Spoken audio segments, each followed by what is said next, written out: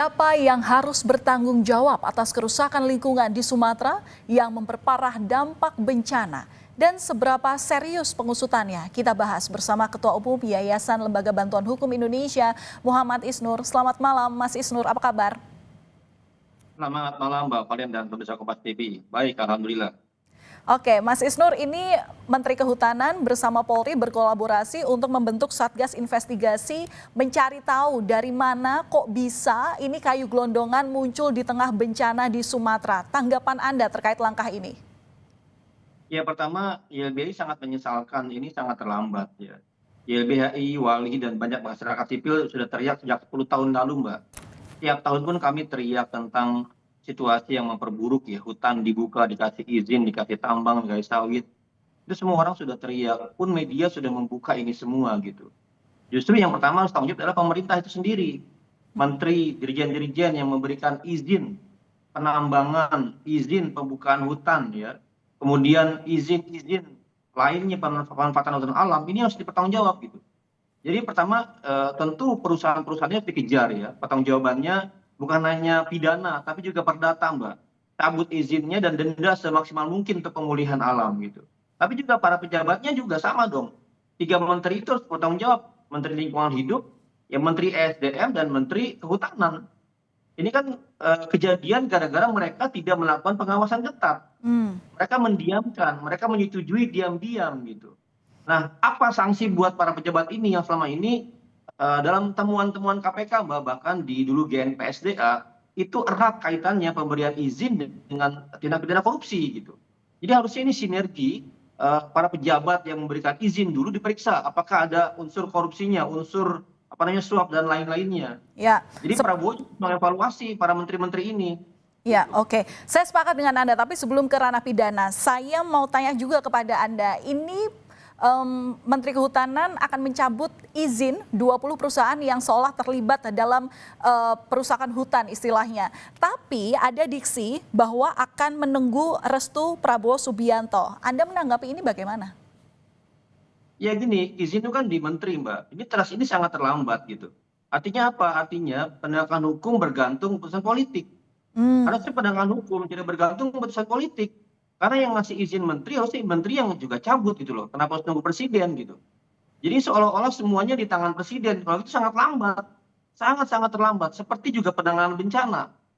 Dan kita menyesalkan kan bagaimana Dirjen Gakum KLH sebelumnya juga bilang bahwa ini kayu-kayu lapuk gitu. Jadi saya melihat sebenarnya kita mengalami distrust, mengalami ketidakpercayaan kepada pemerintah, kepada menteri, kepada dirjen-dirjennya yang menganggap selama ini tidak ada masalah gitu. Bahkan bencana terjadi pun mereka masih bilang ini adalah kayu lapuk ya. Jadi Oke. kita melihat ada situasi sebenarnya pendiaman yang sedemikian rupa secara struktural di pemerintah. Ya, Anda melihat bau-baunya ini dibawa ke ranah politik. Anda melihatnya seperti apa kalau melihat dampaknya atau efeknya apa kalau dibawa ke ranah politik ini? Ya hukumnya jadi nggak efektif berjalan Mbak. Nggak efektif kerja Pengamatan ya? masyarakat sipil Mbak. Pengamatan masyarakat sipil ada berbagai kejadian bencana ekologis kami menyebutnya. Kebakaran hutan dan lain-lain. Berapa banyak korporasi yang dibawa ke pengadilan ya? Hampir tidak ada Mbak. Oke. Selalu berhenti dan dihentikan penyidikannya. Jadi kami pun ragu sekarang sama Kapolri sama Menhub ini akan serius membawa ke pengadilan. Mana bukti bahwa umumkan terbuka, mana selama ini banyak kejahatan lingkungan yang dilakukan oleh perusahaan dan diberikan sanksi yang tegas, nggak ada Mbak. Yang Oke. kedua, faktornya adalah pemerintah sendiri yang memperburuk undang-undang lingkungan hidup dengan mengubah di undang-undang cipta kerja. Undang-undang cipta kerja itulah salah satu biang kerok masalah dari kerusakan lingkungan. Karena apa? Karena izin dipermudah, ya, syarat-syarat lingkungan hidup dipermudah dan sanksi atau ancaman kepada perusahaan itu berkurang ketegasannya. Baik. Terakhir Mas, saran dari Anda agar kasus ini bisa terungkap apa? Pertama, ya, harus akui dulu kesalahannya.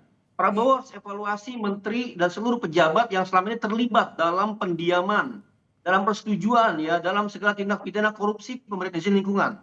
Yang kedua, kita masyarakat harus bersama-sama mengawal dengan tegas semua tindak lanjut dari upaya ini. Dan di kasus Sumatera ini Mbak, ini faktornya bukan hanya hutan yang dibalak ya. dibuka. Tetapi ada faktor siklon, Mbak. Siklon ini adalah faktor krisis iklim yang terjadi yang hampir selama ini nggak pernah terjadi. Di mana curah hujan sangat tinggi. Nah, itu karena faktor apa? Karena faktor-faktor perusahaan-perusahaan yang memberikan polusi secara major. Jadi bukan hanya perusahaan pembakar lingkungan, tapi perusahaan-perusahaan yang melepaskan polutan ke udara dan membuat iklim membuat krisis semakin parah gitu. Ini kalau kemudian dibiarkan krisis iklim nggak ditangani secara serius, bencana siklon ini akan terjadi banyak di Indonesia, bukan hanya di Sumatera gitu. Jadi ini dua, satu aspek hutannya, yang kedua aspek iklimnya. Dua-duanya harus dipandang serius oleh Prabowo, jangan cuma omong-omong. Ya, dan tentu pengawasan kita bersama terhadap tindak lanjut dari kasus ini. Karena yang diharapkan adalah keterbukaan dari proses penyidikan dan juga sanksi yang akan diberlakukan. Karena ada beberapa sanksi, salah satunya yang paling kita tunggu adalah kemungkinan sanksi dalam pemulihan aset hutan itu sendiri untuk menjaga kita agar bencana ini tidak kembali terjadi. Terima kasih sudah berbagi informasi bersama kami di Kompas Malam, Ketua Umum Yayasan Lembaga Bantuan Hukum Indonesia Muhammad Isnur. Selamat malam Mas, salam sehat selalu.